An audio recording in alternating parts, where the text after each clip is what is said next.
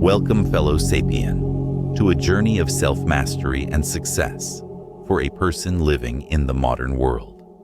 In Part 1, we laid the foundation and learned how to invest smartly, avoid debt traps, and set up your money systems.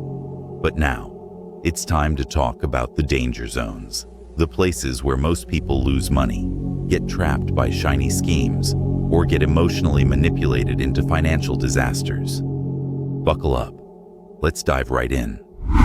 Number 6. Avoid trading. I'm going to say something that'll piss off all the wannabe day traders. You will almost certainly lose if you trade for quick profits. The data is damning. Numerous studies point out that over 95% of Indian traders are prone to losing money in the markets. Shocked? Don't be. Most novices get sucked into intraday and F&O, think they're genius, then burn out. On the other hand, long-term investing is not sexy or adrenaline pumping, but it works.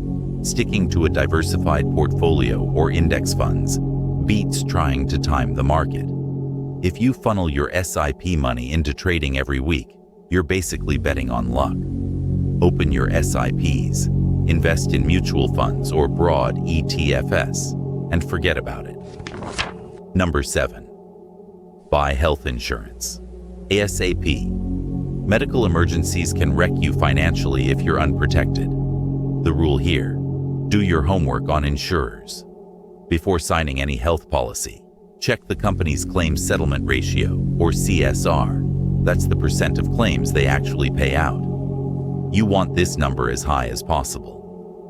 Top insurers in India have CSRs around 97 to 99%. For example, HDFC Ergo has about a 97% CSR. Star Health is around 98%, and Manipul Singha boasts 99.96%. These figures mean nearly every genuine claim gets paid. Contrast that with a shady insurer that settles only 80%. You could be stranded. So, do your research. Don't go by glossy ads alone. Check the latest IRDAI report or websites. Pick an insurer with a stellar record. Number 8. Don't mix life insurance and investments. Modern finance gurus scream this. Never buy those bundled insurance investment products. They seem convenient, but they're a ripoff. The truth: term insurance plus separate investments is vastly better. Why? Because mixing them reduces returns and coverage efficiency. Part of every premium goes to insurance, like mortality charges, admin fees, etc., so your investment grows slower. Meanwhile, term insurance costs peanuts for a high sum, leaving the rest of your money free to invest. Bottom line: get a clean term life insurance policy for protection. It's dirt cheap per lack of cover if you're healthy and young. Then separately, invest in mutual funds or other assets for wealth. This combo of term insurance plus MF/ETF outperforms any ULIP or savings plan. Number 9. Own some gold. Here's an old but golden rule, pun intended. Allocate around 10% to gold, or even better, to gold bonds. Why? Because gold is the ultimate hedge, and gold bonds are even better because they don't deduct making charges when you try to sell them. When markets crash, currencies fade, inflation soars, gold often shines. It's the classic flight to safety. Put simply, gold is one of the few assets that tends to keep value when chaos hits, and sometimes spikes. In the Indian context, think of it as a war chest against inflation and black swan events.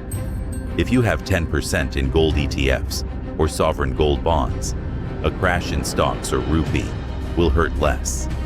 Yes, gold doesn't pay dividends, but it protects your savings. Remember, preserving wealth is half the game. Number 10. Keep credit utilization under 30%. Credit cards are free money with strings attached. Used wisely, they're a tool. Used recklessly, they'll torpedo your credit. Rule of thumb: Never use more than 30% of your card limit at a time. For example, if your total credit limit is 1 lakh rupees, your outstanding balance should stay below 30,000 rupees at any snapshot. Going above that regularly tells lenders you're living on the edge, so they'll slap you with a lower CIBIL score. So how to play it? Always try to pay off your full statement, but if you do carry a balance, keep it low. Once you breach 30 to 50%, CIBIL starts blinking yellow, and a higher score means lower interest on loans when you need them. Number 11. Learn finance early.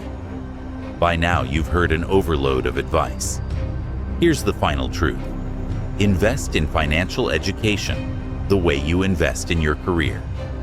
The lessons you learn in your 20s will multiply through your life.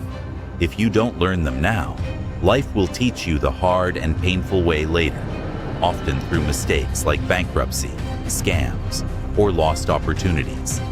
In plain English, learn this shit now, and your future self can retire early and stress-free. Ignore it, and you'll end up wrestling bills in your 40s and 50s. So pick up books, follow honest financial blogs, like our channel, talk with mentors, or even interact with AI tools. No excuses. In your 20s, you still have time and flexibility. Make it a priority as much as gym or language skills. So from now, these 11 rules are your new gospel. They might feel harsh or restrictive, but nothing changes if you stay comfortable. Remember, the clock is ticking. Every month you delay these truths, you give compounding wealth to someone else and penalties to yourself. If this raw dose of reality hit you hard, good. Now act. Draft your SIP plan. Crush that credit card debt. Build your fund and portfolio. You're not just saving money, you're freeing yourself to live fully.